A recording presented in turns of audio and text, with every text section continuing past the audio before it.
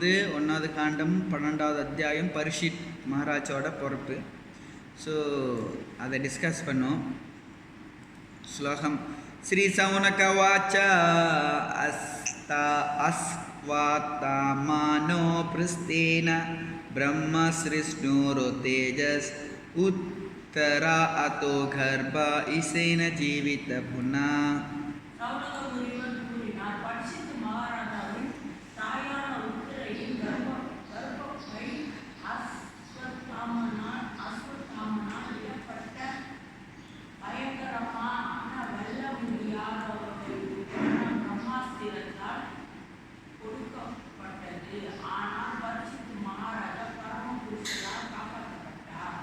இரண்டாவது ஸ்லோகம்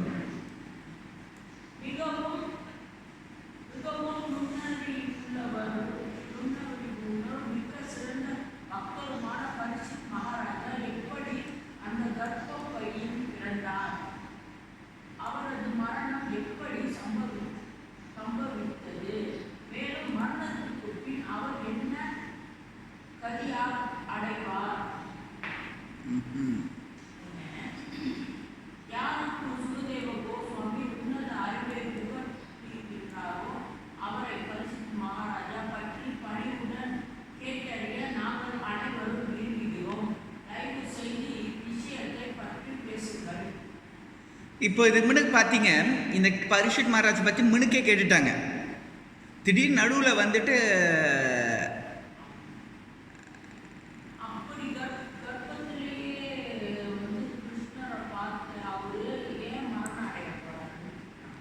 ஆமாம். ஸோ இது முன்னுக்கு வந்து இந்த கேள்வியை கேட்டுட்டாங்க. திருப்பி இந்த கேள்வியை வந்துட்டு கேட்குறாங்க. ஏன்னா கொஞ்சம் கிருஷ்ணாவை பற்றி கொஞ்சம் 2 அத்தியாயம் போயிடுச்சு. அதில் கிருஷ்ணா பற்றி பேசுகிறாங்கன்னு ஓகே. இந்த மாதிரி சில நேரத்தில் வந்து நீங்கள் பாகவதத்தில் பார்க்கும்போது அப்படியே போய்கிட்டே இருக்கும். திடீர்னு கிருஷ்ணா பற்றி போனால் அந்த கிருஷ்ணாலே போவார். கிருஷ்ணா பற்றி கொஞ்சம் பேசிட்டு திருப்பி கதையை கொண்டு வரும். அது ஒரு இன்பம். ஸோ அது மாதிரி இந்த கதை வந்து நீங்கள் பார்த்தீங்கன்னா, இப்போ கிருஷ்ணா துவாரகாவுக்கு எப்படி போனார், கிருஷ்ணா வந்து துவாரகாவில் வந்து எப்படி வருவிச்சாங்க, திருப்பி பரிஷித் மகாராஜ் கதைக்கே திருப்பி வராங்க. ஸோ எங்கே அந்த கதை ஆரம்பிச்சுட்டு வந்திருக்கோ திருப்பி அதே இடத்துல வந்து நிற்கிறோம். ஸோ பரிஷித் மகாராஜ் பற்றி கேட்குறாங்க. ஸோ இப்போ பரிஷித் மகாராஜோட பிறப்பு, இறப்பு, இறந்துட்டு பிறகு எங்கே போகிறார், இந்த மாதிரி 3 வகையான கேள்வி கேட்குறாங்க. ஸோ அடுத்தது 4லேருந்து 6 யுதிஷ்டிர மகாராஜோட ராஜ்யம் யுதிஷ்டிர ராஜ்யம்ன்றது வந்து லோகத்துக்கே எடுத்துக்காட்டாக இருக்குது. அதே நேரத்தில் நல்ல ஒரு குடும்பம் இதுன்னு எடுத்துக்காட்டுறதுக்காக. ஸோ அதனால் 4வது வருஷம் படிப்போம். அதை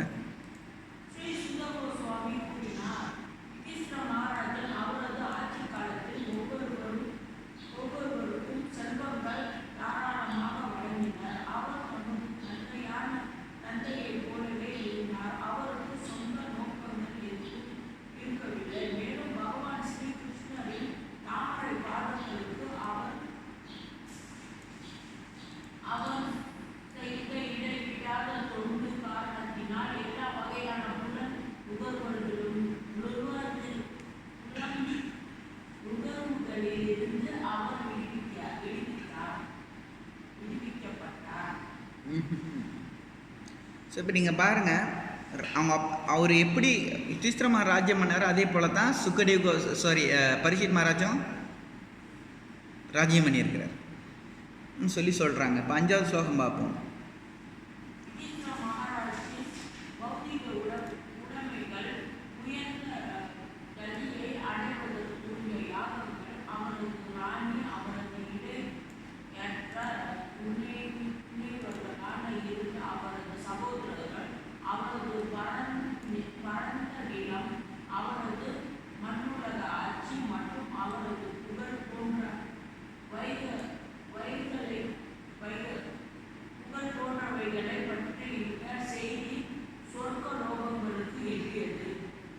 அடுத்தது 6வது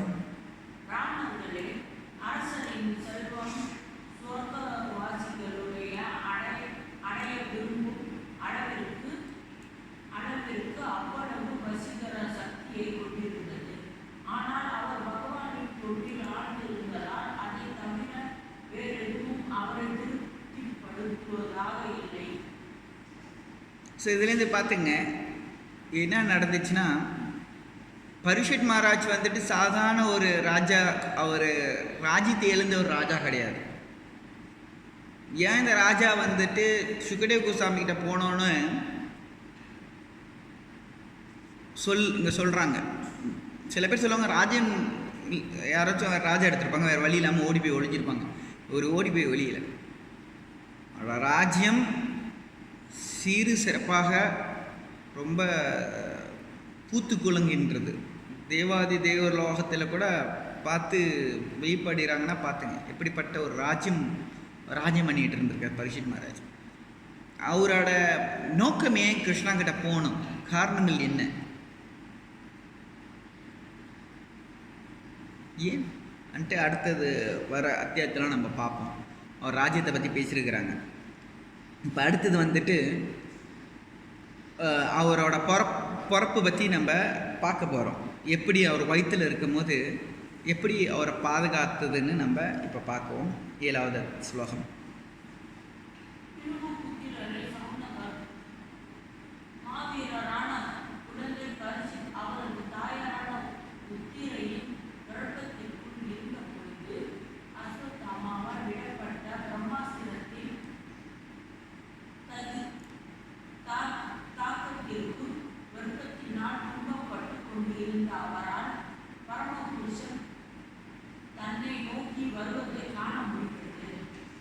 ஸோ இதில் பாருங்கள், பரீட்சித் மகாராஜ் வந்துட்டு வயிற்றில் இருக்கும் போதே யாரை பார்த்துட்டாரு? வரமபுருஷ பகவான். ஓகே, எப்படி பார்த்தாரு இது முன்னுக்கு சொன்னாங்க. யார் அவரை பாண்டவரை என்ன எப்படி இந்த பிரம்மாஸ்திரத்தில் எப்படி காப்பாற்றினாரு? சுதர்ஷன் சக்கரத்தில். ஓகே, இவரு பரீட்சித் மகாராஜ் எப்படி காப்பாற்றினாரு? எப்படி, எந்த ரூபத்தில்? ஏன் கஷ்டப்படுறீங்க? ஓகே, கிஷோரடாக்கு விஷ்ணு பரமாத்மா ரூபத்தில். ஓகே, இதை கன்ஃபார்ம் பண்ணுறதுக்கு 8வது ஸ்லோகம் பார்க்கலாம்.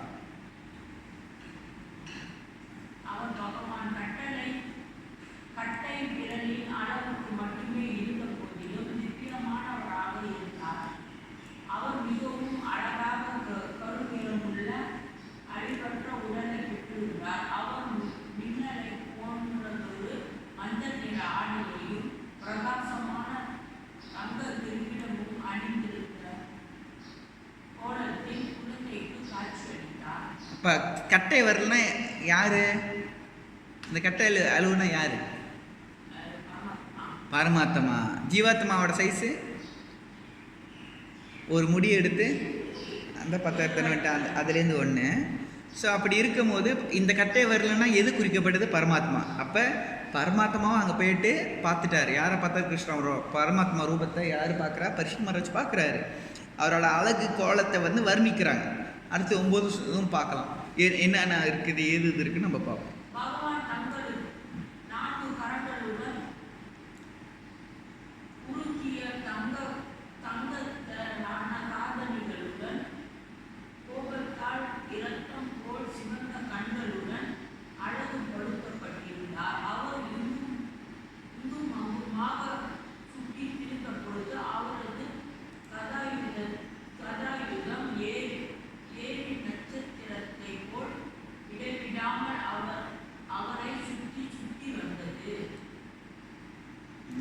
அடுத்த ஸ்லோகம்.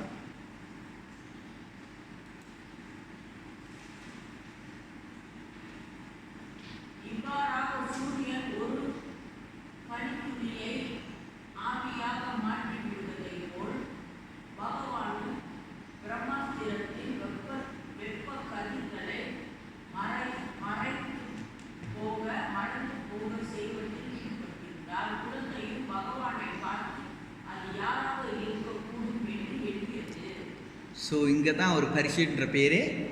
யார்? நீங்கள் பரீட்சிக்கிற பரீட்சை வைக்கிறார். இது யாராக இருக்கும்? அப்பயே பரீட்சை வைக்க ஆரம்பிச்சிட்டாரு. என்னது? அந்த வெப்பத்துலேருந்து யார் நேரடியாக காப்பாற்றுறாரு? பரீட்சித் நேரடியாக. யார்? கிருஷ்ணாவே நேரடியாக அந்த பரீட்சித் வயிற்றில் இருக்கிறது நேரடியாக அவரே இறங்கி கள்ளத்தில் இறங்கி காப்பாற்றிட்டு இருக்காரு. சந்தேகமே இல்லை, பரீட்சித் மகாராஜை நேரடியாக காப்பாற்றிட்டு இருக்கார். ஸோ நேரடியாக காப்பாற்றிட்டு இருக்க அந்த இறைவன் ஸ்ரீ கிருஷ்ணர் பிரம்மஸ்திரத்தை இது பண்ணி அதை மகாராஜ் அதை பரிஷா பண்ணுறதுனால அவருக்கு வந்து பரிசுன்ற பேர் வந்துச்சுன்னு அடுத்து வருகின்ற ஸ்லோகம்லாம் நம்ம பார்க்க ஆரம்பிக்கலாம். வருகின்ற ஸ்லோகத்தில்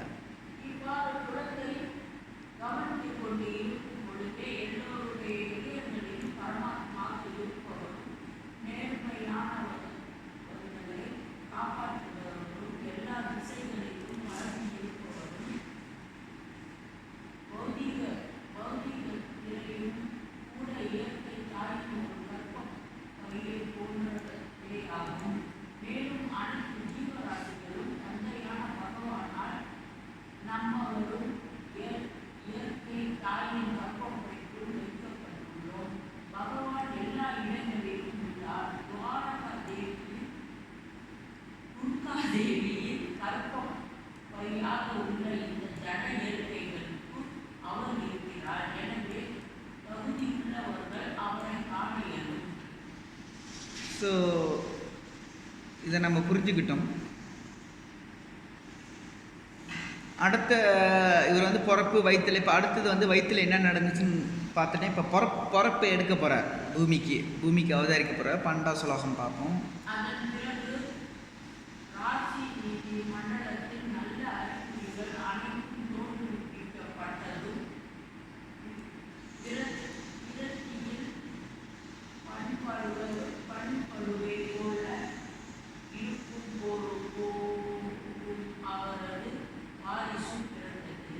பொறுப்பை எடுத்துட்டார். எப்போ? நல்ல நேரத்தில் பிறந்தார், நல்ல ராசி, நல்ல டைமிங்.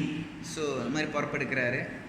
அடுத்த வருகின்ற ஸ்லோகம் நம்ம பார்க்குறோம், நல்ல நேரத்தில் பிறந்துட்டார். அடுத்த வருகின்ற ஸ்லோகத்தை நம்ம இங்கே பார்க்கும்போது என்னதுன்னா, என்ன அவர் பொறுப்பை எடுத்துகிட்டு பிறகு என்னென்ன செய்கிறார், அவரோட புனிதப்படுத்துகிற அந்த சிறுமணி, அதாவது சாங்கியங்கள், அந்த சாங்கியம் பற்றி பேச போகிறோம். படிங்க 13.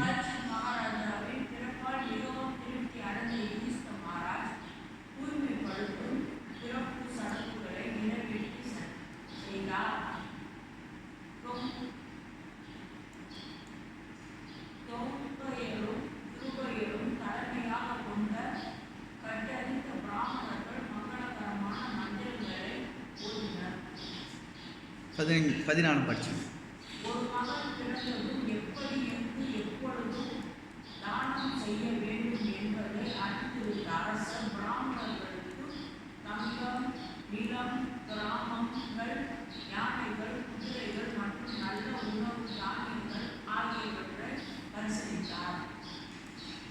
ஒரு நல்ல ஒரு மகன் பிறந்தானே, நல்ல நேரத்துக்கு பிறந்தானே, என்னென்ன செய்யணும்? தானங்கள் கொடுக்கணும், அந்த மாதிரி கொடுக்கணும், விருந்துகள் கொடுக்கணும். ஸோ அதெல்லாம் செய்கிறாங்க. அடுத்தது 15 பார்ப்போம்.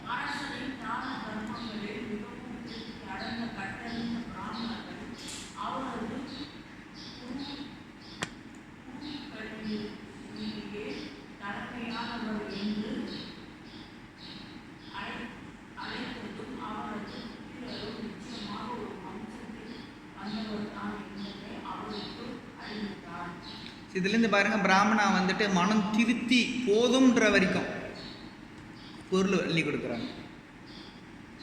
அந்த மாதிரி நம்ம பிராமணர்களுக்கு செஞ்சுருக்கணுமா, வைஷ்ணவர்களுக்கு இதெல்லாம் சொல்லிக் கொடுக்குறாங்க. இந்த மாதிரி ஒரு பிராமணனை போதும்ன்ற திருத்தி அவர் வரைக்கும் நம்ம அவங்கள உபச்சாரம் பண்ணணும். அப்புறம் அந்த பிராமணர்கள் வேறு என்ன சொல்கிறாங்கன்னு 16 இப்போ முடிஞ்சிருச்சு. அடுத்தது வந்து இந்த குழந்தையோட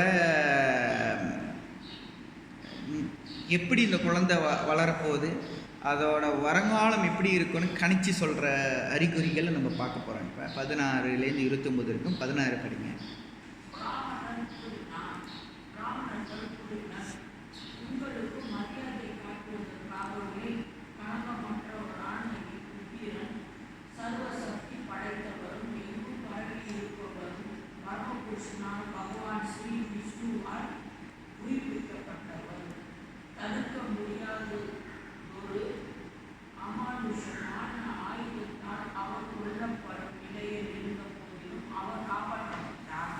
ஸோ சாதாரண ஒரு குழந்தை இல்லை, பிராமணன் சொல்கிற சாதாரண இது குழந்தை இல்லை, உயிருக்கு ஆபத்தாய் அந்த இறைவனை காப்பாற்றிருக்கார். சாதாரண ஒரு நபர் அல்ல சொல்லியிருக்கிறாங்க. கிருஷ்ணாக்கி மாறி ராக்கி, கிருஷ்ணாக்கு ராக்கி. ஸோ கிருஷ்ணா கொல்லணும்னு நினச்சாங்கன்னா யாரையும் காப்பாற்ற முடியாது, கிருஷ்ணா காப்பாற்றணும்னு நினச்சாங்கன்னா யாரும் கொள்ள முடியாது. ஸோ அடுத்த ஸ்லோகங்கள். இக்காரணத்திற்காக இக்குழந்தை பரம புருஷராலேயே காப்பாற்றப்பட்டவர் என்று இவ்வுலகில் பிரசந்தி பெற்றவர். மகாபாகியசாலியாக இக்குழந்தை முதல் தர பக்தராக மாறி எல்லா நற்குணங்களையும் பெற்றிருப்பார் என்பதை சந்தேகமில்லை. பிராமணர்கள் சொல்லிட்டாங்க, என்ன சொல்லிட்டாங்க, அவனுக்கு நல்லா நல்குணங்கள்லாம் இருக்கும்னு சொல்லிட்டாங்க. இப்போ அடுத்தது மகாராஜ் யுதிஷ்டிரா வந்துட்டு கேள்விகள் கேட்பார். என்ன கேள்வி கேட்காரு நம்ம பார்ப்போம். 18. மிகவும் நல்லவரான அரசர் யுதிஷ்டிரர் வினவினார், ஓ மகாத்மாக்களே, சிறந்த அரச குடும்பத்தில் தோன்றிய மற்றவர்களைப் போலவே இவரும் ஒரு புனித மன்னராகவும் பக்தி உள்ளவராகவும் அவரது சாதனையில் புகழுக்கும் பெருமைகளுக்கும் உரியவராக இருப்பாரா? பிராமணர்கள் அடுத்த ஸ்லோகங்களை பதில் சொல்கிறாங்க. என்ன சொல்கிறாங்க? ஸோ இது கேள்வி கேட்குறாரு, இந்த மாதிரி பேர் புகழுக்காக தர்மம் பிரகாரம் நடக்கிறாங்களா, அவரோட சாதனை எப்படிப்பட்ட சாதனைன்னு சொல்லி கேட்குறாரு. அதுக்கு பிராமணர்கள்லாம் சொல்கிறாங்க.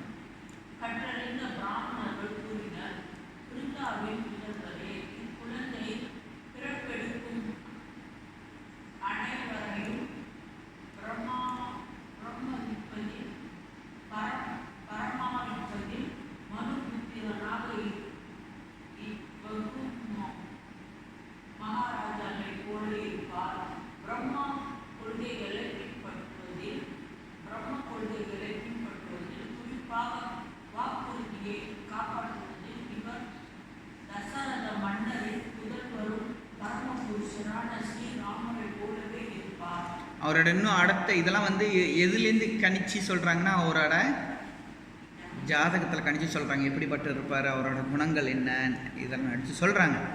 அடுத்ததில் சொல்கிறாங்க எப்படி ராமர் போல இருப்பார். அடுத்தது வந்துட்டு தானத்தில் கொடுக்கறது சிபி மகாராஜ் மாதிரி இதெல்லாம் சொல்லுவார். அடுத்த ஸ்லோகம் பார்க்கலாம்.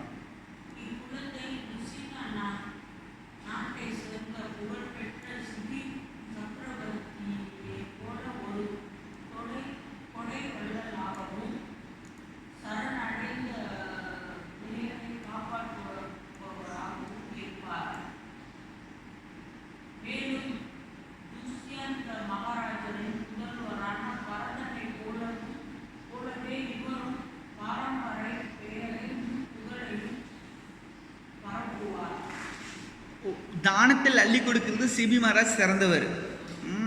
ஸோ அதனால் வந்துட்டு தானத்து கொடுக்கறதுக்கும் அதே நேரம் பாதுகாக்கிறதுக்கும் அந்த சரணாகதி அடைஞ்சவங்களுக்கு வந்து சிபி மகாராஜ் மாதிரி யாரும் முடியாது. அடுத்தபடியாக பார்த்திங்கன்னா இந்த பேரை வந்துட்டு அவங்க குடும்ப பேரை வந்துட்டு பரப்புறதுக்கு வந்து பரதரும் துசாசனன் மாதிரி யாரும் முடியாது. துஷாந்தன். ஸோ பரதன் வந்துட்டு அவரோட பேர் இன்ன வரைக்கும் ஓடிக்கிட்டு இருக்கு. அதே மாதிரி துஷாந்தனம்.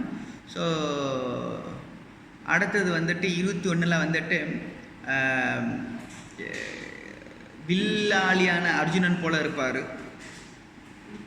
நல்லா சொல்லுவாங்க. 21 பார்ப்போம்.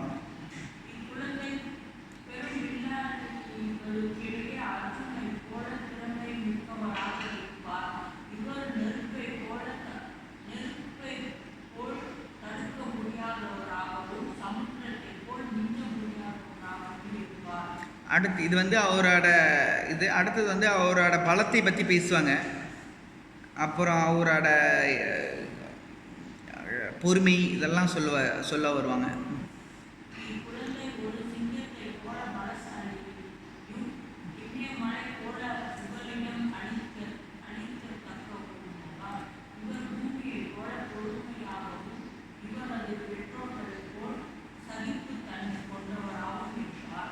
ஸோ இதுலேருந்து பார்த்துங்க. அப்புறம் அடுத்தது வந்து அவர் வந்து சமநிலை பார்ப்பார், சிவன் மாதிரி கருணை, அப்புறம் எல்லாத்துக்கும் ஆதரவு கொடுக்குறவர், இதெல்லாம் நம்ம பார்க்கலாம்.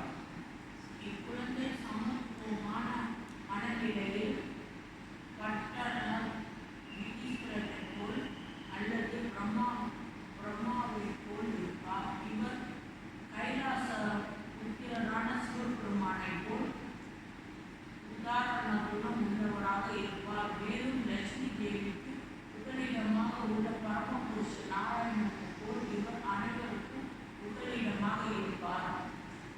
ஸோ யாரை பின்படுத்தி போருகின்றார்? தர்மத்தில் எப்படிப்பட்டவர்னு எல்லாம் சொல்லுவாங்க. அடுத்தது 24.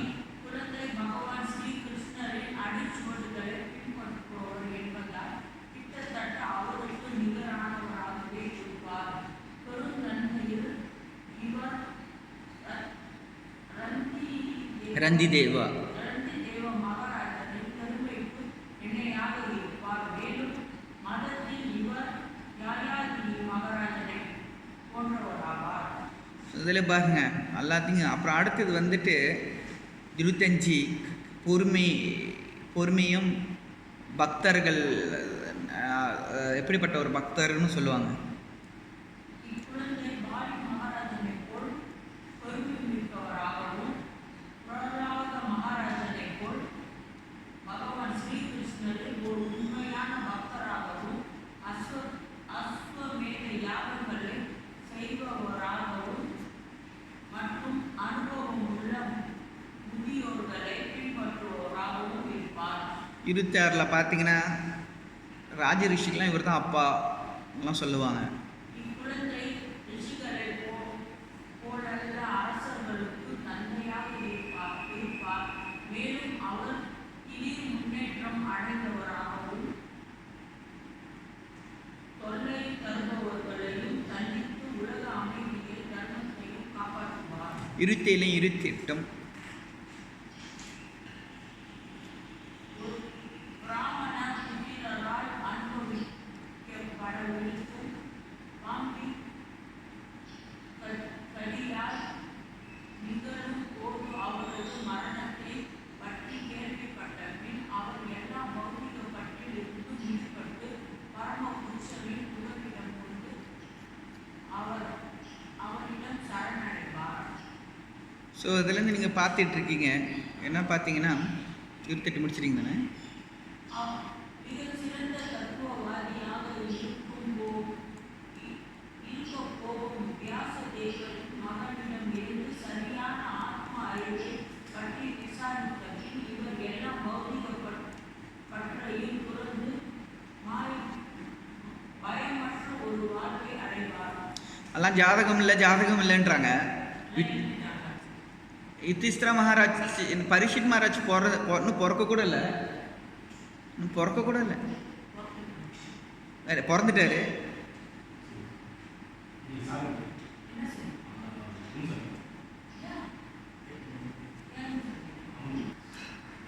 இதுலேருந்து பாருங்க ஜாதகம் கணிச்சு இந்த ஜாதகத்தில் வந்து எப்படி ஓடும்ட்டெல்லாம் வச்சிருக்கிறாங்க. ஸோ அடுத்த கேள்வி, இந்த ஜாதகத்தில் இப்படி வரும், இதெல்லாம் வரும்ன்ட்டு அந்தந்த கட்டங்கள் இருக்குது. ஸோ ஏறக்குறைய நம்மளோட என்ன சொல்லுவாங்க, அந்த இப்படி தான் வாழணுன்ட்டு அந்த வழி அமைச்சிருக்குது. ஸோ அது பிரகாரம் தான் நம்மளை ஓடும். ஆனால் 100% ஓடும்னு நம்ம சொல்ல முடியாது. ஏன்னு சொன்னால் அந்த காலத்தில் ஜாதகம் பார்க்குறது வந்து சரியான நேரம், எந்த இடத்துல பிறந்திருக்கும் எல்லாம் இருக்குது. மலேசியாவில் மட்டும் 2 டிப்பு 3 டிப்பு மகாதீர் டைம் மாற்றிட்டாரு. ஸோ அப்படி இருக்கும்போது உங்களோட நேரங்கள்லாம் பார்த்திங்கன்னா ஓடி போயிடும். அதனால தான் பஞ்சாங்கம் பார்த்திங்கன்னா இந்த பஞ்சாங்கத்தில் நாளைக்கு பௌர்ணமின்றாங்க, இந்த பஞ்சாங்கத்தில் இன்றைக்கி அமாவாசைன்றாங்க. மாற்றி அந்த திதி இன்றைக்கும் நாளைக்கும் கொஞ்சம் வித்தியாசங்கள் இருக்கும். ஏன்னா கோலோகச்சந்திர பிரபு வந்து சொன்னார், மலேசியாவில் வந்து இந்த மாதிரி 2 டிப்பு மாற்றிட்டார். ஸோ அந்த மாற்றி அட்ஜஸ்ட் பண்ணனால என்னோடய கேலண்டர் சரின்னு யார் சொன்னார்னா இவர் சொன்னார். ஸோ அப்படி இருக்க பட்சத்தில் நம்மளோட இந்த ஜாதகம் வந்து உதவி செய்யுது. ஆனால் அது இப்படி தான் நம்மளோட அது கர்ம பலன். ஆனால் அது 100% வேலை கிருஷ்ணா பக்தர்களுக்கு 100% வேலை செய்கிறதுக்கு இல்லை. ஏன்னா கிருஷ்ணா மாற்றுவார். நீங்கள் பிறப்பிலே ஏழையாக இருக்கலாம், அந்த ஜாதகத்தில் இருக்கலாம். ஆனால் கிருஷ்ணா விருப்பப்பட்டார்னு என்னென்ன மாற்றலாம். அவருக்கு அந்த மாற்றி அமைக்கிற தன்மை இருக்குது. எப்படி அமாவாசை திதியை அவர் வச்சாரோ அந்த மாதிரி அவரால் செய்ய முடியும். ஸோ அதனால் வந்து இதுதான் வந்து இந்த ஜாதகம் 29 ஸ்லோகத்தில் பாருங்கள், அதுக்குள்ளே பதில் கிடைக்கும்.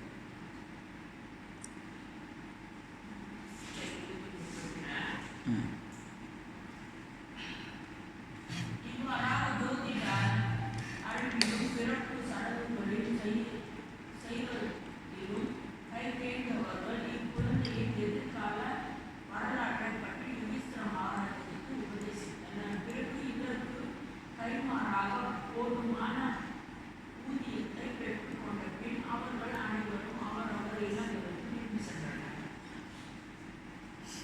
கை தேர்ந்தது. எனக்கு வந்து ஜோதிடம் வந்து பிஸ்னஸ் ஆயிடுச்சு.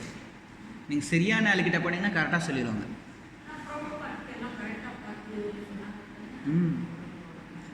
சில இடத்துல சொல்லுவாங்க. இது என்கிட்டையும் இருக்குது. எனக்கு ஒருத்தர் தெரியும். ஆனால் என்னை ஒரு பக்தர்கள் கூட்டிகிட்டு போனாங்க. என்னோடது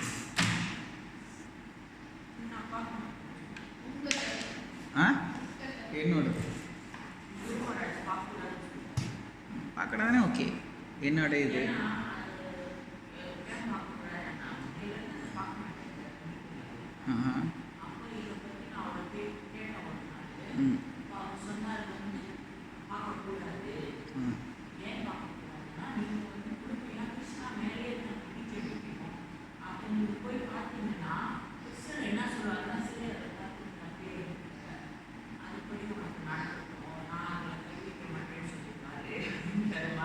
இன்னொன்று வந்து குருமராஜ். ஓகே. இது இன்னொன்று வந்து என்னதுன்னா, ஜாதகம் பிரகாரம் கணித்து இப்படி நடக்கும்னு சொல்லிட்டு பிறகு, அதாவது ஆரம்ப நில பக்தர்கள் அவங்களோட நம்பிக்கை வந்து கிருஷ்ணா மேலே எல்லாம் போயிடும். ஆரம்ப நிலை பக்தர்கள் கிருஷ்ணா மேலே நம்பிக்கை எல்லாம் போயிடும்.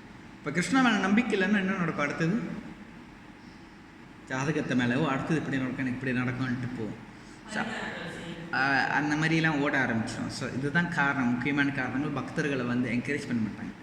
ஆனால் அது வந்து ஒரு வழிகாட்டினா இப்படி நடக்க போது இப்படி நடக்க போது உங்கள் வாழ்க்கை வந்துட்டு. இப்போ சன்னியாசி கூட எடுக்கிறதா இருந்தால் அவங்க வந்து அவங்களோட ஜாதகத்தை பார்த்துட்டு, அந்த ஜாதகம் வந்துட்டு அவருக்கு சன்னியாசி இருந்தால் கொடுப்பாங்க. அந்த ஜாதகத்தில் வந்து கொஞ்சம் கோக்குமாக்காக இருந்தாங்கன்னா அவங்ககிட்ட சொல்லிடுவாங்க, இந்த மாதிரி உங்கள் ஜாதகத்தில் கோக்குமாக்காக இருக்குது, கொஞ்சம் டைம் கொடுப்போம், இல்லை நீ சன்னியாசி வேண்டாம் நீ இப்படியே இருங்கன்னு சொல்லுவாங்க. ஸோ இந்த ஃபேக்டர் இருக்குது. ஆனால் 100% போல காலத்துக்கு வேலை செய்யுமான்னு நம்மளுக்கு தெரியல. சில நேரத்துக்கு ஜாதகம் கரெக்டாக பக்காவாக இருந்தால் கூட என்னென்னமோ மாறும். ஏன்னா நேரம் திதி அவங்களுக்கு என்ன வேணும் அது ஏன் தெரிஞ்சு என்ன பண்ண போகிறீங்க? நான் எதுக்கு போனேன்னா எனக்கு ஒரு சுய நோக்கம் இருந்துச்சு, அதனால் நான் போனேன். போயிட்டு இப்போ எனக்கு தெரியும் என்ன நடக்க போய் எது நடக்க போகுதுன்ட்டு. என் ஜாதகர் சொன்னார், உலகம் முழுக்க நீ ஃபேமஸ் ஆகிடுவேன், நீ திருமணம் எனக்கு திருமணம் இந்த 37, அதாவது எனக்கு இந்த 2 வருஷம் இல்லை திருமணம் வரதுக்கு வாய்ப்பு இருக்குது. இந்த 35, 36 வயசு வரைக்கும் இந்த வேலையில் வந்து வெளியூர்லாம் படிக்க போவீங்க. அதேமாதிரி படிக்க போயிட்டு வந்தேன். நான் நம்பிக்கையில் ஆரம்பத்தில் படிச்சுட்டு வருவீங்க, படிச்சுட்டு வந்துட்டு நீங்கள் வந்துட்டு எங்கே இருந்தாலும் சொல்லிக் கொடுத்துக்கிட்டே தான் இருப்பீங்க. எந்த சூழ்நிலையும் சொல்லிக் கொடுக்காமல் இருக்க மாட்டீங்க. அதேமாதிரி இங்கே பாருங்கள், எந்த சூழ்நிலையும் சொல்லிக் கொடுத்து தான் இருக்கிறேன். அப்புறம் அடுத்தது வந்துட்டு மலேசியா மட்டும் இல்லாமல் வெளிநாட்டெல்லாம் போய்ட்டு ஒரு பிரபலமாக ஆவீங்க. அப்புறம் அடுத்தது அவர் சொன்னார், நீங்கள் சன்னியாசி, நீங்கள் திருமணம் நடக்கலைன்னா நீங்கள் சன்னியாசியாக மாறிடுவீங்க, உங்களுக்கு குறைஞ்சது வந்து 5000 சீடர்கள் இருப்பாங்கன்னு இந்த ஜாதகம்கார் சொன்னார். அப்படி திருமணம் பண்ணிட்டுன்னா அவர் சொன்னார், என் மனைவினால் செல்வ சிமானாக இருப்பானுன்னு சொல்லிட்டார். ஸோ ஆனால் இருந்த போதுலேயும் திருமணம் பண்ணால் கொஞ்சம் சிரமப்படுவேன்.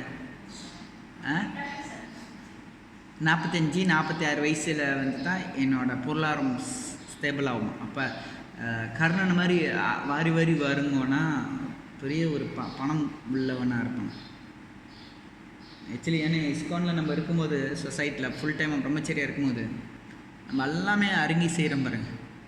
பிரம்மச்சரியாக இருக்கிறதுக்கு எல்லா வேலையும் நம்மளுக்கு தெரியும். ஸோ அப்படி இருக்கும்போது பொழைக்கிறதுக்கு சோம்பறிகள் தான் அவங்களுக்கு வழி தெரியாது. படித்தோம் மிஞ்சி என்ன வேலை செய்ய போகிறான் நான் கேட்குறேன். டிகிரி டிப்ளமா வச்சுக்கோங்க, கிளாக் வேலை 1000 வழி தான் சம்பளம் வேலை செய்ய போகிறான். ஆனால் அப்பா அம்மா இருந்தபோதும் சொல்கிறாங்க, நீ போய்ட்டு வேலை செய்டாயா படிடான்றாங்க. அந்த பையன் போய் படிக்குவான், படித்து டிகிரி எடுப்பான், மாஞ்சி 2000 வழி 3000 வழிக்கு சம்பளத்துக்கு மட்டும்தான் வேலை செய்யணும். அந்த பேப்பரில் நம்புகிறாங்க, ஆனால் கிருஷ்ணா மேலே நம்பிக்கை வைக்க மாட்டாங்க. எத்தனையோ பேர் படிப்பு இல்லாதவங்க படித்தவங்களுக்கு வேலை கொடுக்குறாங்க தானே. அவன் தான் நல்லா சம்பாதிக்கிறான். ஏன்னா அவனுக்கு வந்துட்டு இந்த பேப்பர் மேலே அந்த என்ன சொல்லுவாங்க, அந்த பேப்பர் மேலே நம்பிக்கை இல்லை. அவனுக்கு எது மேலே நம்பிக்கை? இப்போ எனக்கு திறமை இருக்கே அவன் நம்பிக்கை இருக்குங்க. இவன் வந்து எதுவும் இல்லை. அதான் ப்ரூப்பர்ட் சொல்கிறது மாடர்ன் எடிக்கேஷன் ஷார்ட் ஹவுஸ். ஆனால் ஸ்டில் நம்ம அங்கே தான் போய் நம்ம தலையை நெட்டி இன்றைக்கி பலி கொடுன்னுக்கிட்டு இருக்கிறோம். இதுதான் நடக்குது. Modern education important, modern education okay, modern education important. எத்தனை பிள்ளைங்க வந்துட்டு கிருஷ்ணா கான்சியஸ்க்கு வராங்க இதனால்? எத்தனை பேருங்க அவங்களோட நல்லொழுக்கம் வருது? ஒரு உதாரணம் கொடுங்க. எத்தனை டிவோட்டி பிள்ளைங்களே காணா போயிடறாங்க. ஏன்? நல்லா பிள்ளைங்க நல்லா சீரியஸாக இருக்குங்க. எப்போ வெளியே படிக்க போதுங்களோ அசோசியேஷன் முடிஞ்சு அதோட கொஞ்சம் 2-3 மாதம் அழுவுங்க, கஷ்டமாக இருக்குது, நான் அட்டெண்டன்ஸ் போய் படிமான்ட்டு அவங்க ஊக்கம் கொடுத்து அங்கே ஃப்ரெண்ட் பிடிக்கணும், ஃப்ரெண்ட் பிடிச்சி தண்ணி அடிக்காத பிள்ளை தண்ணி அடிக்குது.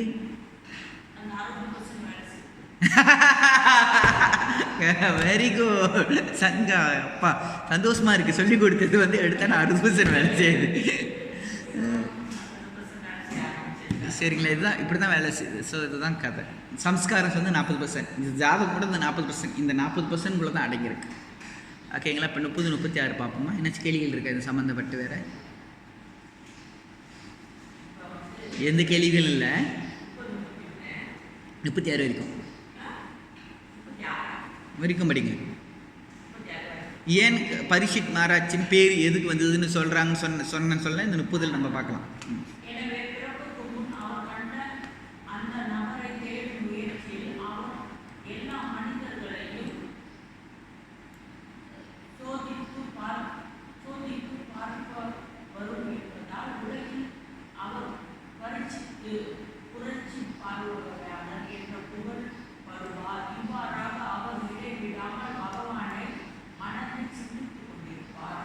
பார்த்துட்டாரு, அழகான நபரை பார்த்துட்டு ஏங்கி கொண்டு எல்லாத்தையும் பரீட்சை பண்ணுறாரு. இவங்க தான் நான் இவங்களாம், அதனால தான் ஒரு பேர் பரீட்சைட்டு. ஓகே.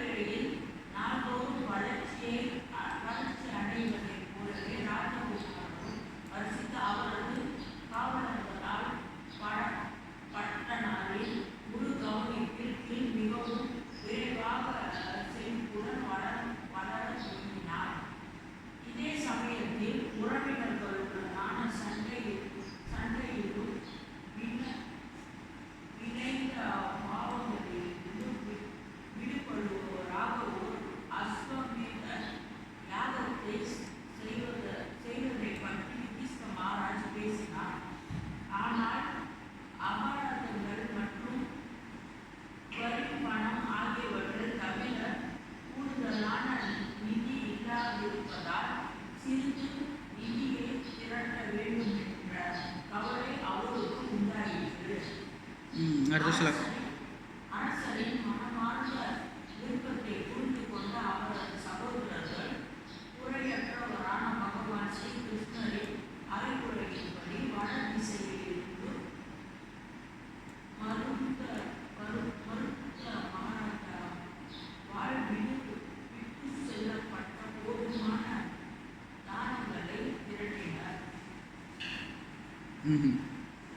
ஸோ பிள்ளை பிறந்துருச்சு, ராஜ்யத்தை பரிபாலனம் பண்ணாங்க. அதுக்காக அஸ்வமேத யஜ்யத்தை காட்டுறாங்க. ஏன்னா அவங்களோட ஒரு யஜ்யம் பண்ணும்போது யஜ்யத்துக்கு ரொம்ப செலவு. இப்போ சும்மா சிம்பிளாக ஒரு பூஜாரி கூப்பிட்டு யஜ்யம் ஸ்வாஹா ஸ்வாஹா ஒரு யஜ்யம் பண்ணுறதுக்கு 4 பிராமணா வேணும். அடுத்தது நம்ம இதெல்லாம் பார்ப்போம். 4 பிராமணா வேணும். இந்த 4 பிராமணர்களும் தேவை. அதுக்குள்ளே ஜாமான் தரமான ஜாமான் இருக்கும், கலப்பட ஜாமான் இருக்கணும். இப்போ வந்துட்டு நெய்ய கூட கலப்படமாக இருக்குது. ஸோ இந்த கலியுகத்தோட தர்மம் வந்து யஜ்யம் கிடையாது. அதனால தான் வந்து நம்ம இதெல்லாம் பார்த்து நம்ம புரிஞ்சுக்கணும். ஸோ அதனால தான் வந்துட்டு கலியுகத்தோட தர்மம் என்னது? ஹரே கிருஷ்ணா ஹரே கிருஷ்ணா கிருஷ்ணா கிருஷ்ணா ஹரே ஹரே, ஹரே ராம ராம ராம ஹரே ஹரே. அடுத்த சொல்லணும்.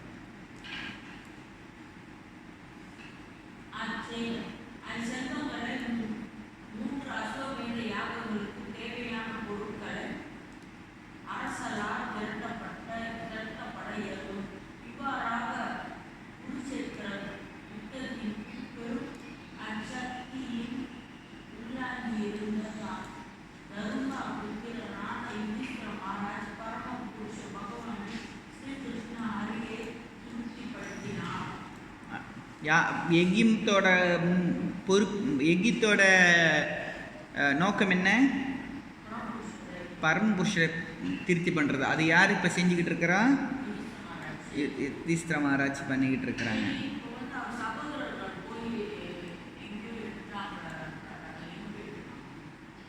போய்ட்டு எடுப்பாங்க வசூல் இந்த மாதிரி போய்ட்டு தேடுவாங்க ஆளுங்க இந்த மாதிரி என்ன சொல்லுவாங்க போரிட்டு இது மாதிரி திருப்பி அவங்களோட நிதியை தட்டுறாங்க. ஸோ இந்த குதிரை அஸ்வனா குதிரையை விட்டுருவாங்க. அந்த குதிரையை விட்டும்போது குதிரை போய்ட்டு சுற்றி திருப்பி வரும்போது தான் யஜ்யம் பண்ணுவாங்க. இப்போ அந்த குதிரை போகிறப்ப அந்த குதிரை வந்துட்டு இந்த மாதிரி மகாராஜா திஸ்ர அஸ்வனை யஜ்யம் பண்ணுறாரு. அப்போ அவர் வந்து இந்திரன் போல் அவர் தான் ராஜா, அவர் கீழே தான் எல்லாம் கேட்கணும்.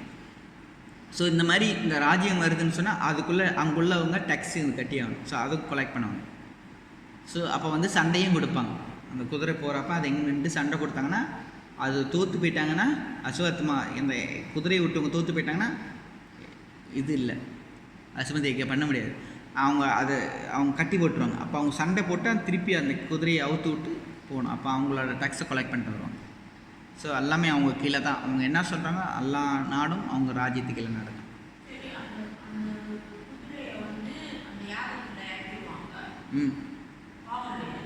திருப்பி மனுஷனாக வருவார். அதான் முன்கூட்டியே நம்ம படிச்சுமே யஜ்யம் பண்ணுறப்ப எதுக்காக யஜ்யம் பண்ணுறாங்கன்னா பிராமணர்களோட படிக்கிற மந்திரத்தை பரிசோதிக்கிறதுக்காக.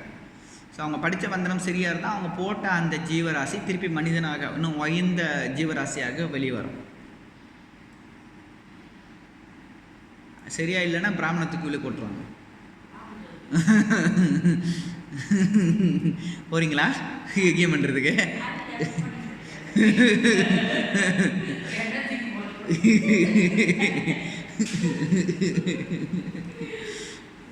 வெட்டிடுவாங்க சில நேரத்தில் பிராமணர்களை ஏமாத்துறாங்க அந்த காலத்துலலாம். ஸோ பிராமணர்கள் விளையாட மாட்டாங்க. பிராமணர்கள் வந்துட்டு அந்த காலத்தில் வந்து பிராமணர்கள் தான் யாசகம் எடுப்பாங்க.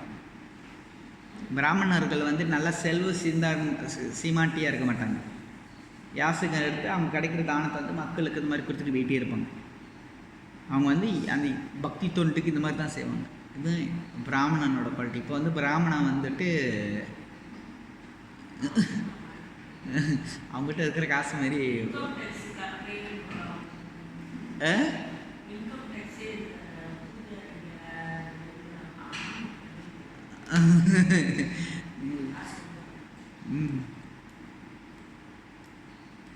ஓகே. அடுத்த ஸ்லோகம்.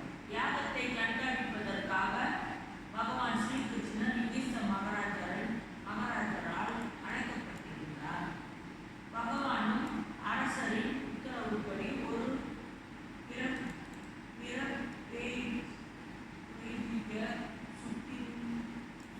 கற்றறிந்த பிராமணர்களை கொண்டு யாகத்தை நடத்தி வைத்தார். பிராமண குடும்பத்தில் பிறப்பதாலோ ஒருவன் யாகம் செய்யும் தகுதியை பெற்று விடுவதில்லை. ஒருவன் தகுதியுள்ள ஆசிரியரிடமிருந்து முறையான பயிற்சியையும் டீச்சரையும் பெற்று இருபிறப்பு ஏற்றவனாக இருக்க வேண்டும். பிராமண குடும்பங்களில் பிறந்த பிராமண பந்துக்களை அல்லது ஒரு முறை பிறந்த தகுதியுள்ள வம்சத்தினரை வேத அல்லது சமய சடங்குகளுக்கு செய்வதிலிருந்து விலகிவிட வேண்டும். இதை கண்காணிக்கும் பொருட்டு பகவான் ஸ்ரீகிருஷ்ணரிடம் ஒப்படைக்கப்பட்டது. பூரண புருஷராகிய பகவானும் தகுதியுள்ள இரு பிறப்பெய்த பிராமணர்களை கொண்டு யாகத்தை வெற்றிகரமாக நிறைவேற்றினார். 36 முடிச்சிருங்க. அதன் பிறகு யுதிஷ்ட மகாராஜன் திரௌபதி மற்றும் பிற உறவினர்கள் ஆகியோரிடமிருந்து விடுதலை பெற்றுக் கொண்ட பகவான் அர்ஜுனனாலும் யது வம்சத்தின் மற்ற அங்கத்தினர்களாலும் சூழப்பட்டவராக துவாரகாபுரிக்கு நோக்கி திரும்பினார். முடிஞ்சு யஜ்யம் பண்ணிவிட்டு ராஜ்யத்தை பரிபாலனம் பண்ணிட்டாங்க. பரிஷித் மகாராஜோட பிறப்பு. ஸோ அவர் பிறந்ததுக்காக அந்த ராஜ்யம் நடத்துறதுக்காக இந்த யஜ்யம் நடக்குது. அப்போ மகாபாரதம் போர் முடிஞ்சிருச்சு. இந்த மகாபாரதம் போர் முடிஞ்சனால இந்த யஜ்யம் ஓடிக்கிட்டு இருக்கு. கிருஷ்ணா வந்து பார்த்துட்டாரு. ஸோ அடுத்தது வந்து மிச்சம் இருக்குது தசரத மன்னரும் மனைவி காந்தாரி. ஸோ அடுத்தது ஊருக்கு என்ன தசரத மன்னருக்கு என்ன நடக்க போகுதுன்னு அடுத்த அத்தியாயம். தசரத மன்னன், திருதராஷ்டிர மன்னன், திருஷ்டிராஷ்டிர மன்னன் அவர் எப்படி இந்த என்ன சொல்லுவாங்க தலைப்பு என்ன தலைப்பு அவரோட துறவு பற்றி பேச ஆரம்பிப்பாங்க அடுத்த அத்தியாயம். ஹரே கிருஷ்ணா. கேள்விகள் இருக்கு அந்த 12வது அத்தியாயத்துக்கு.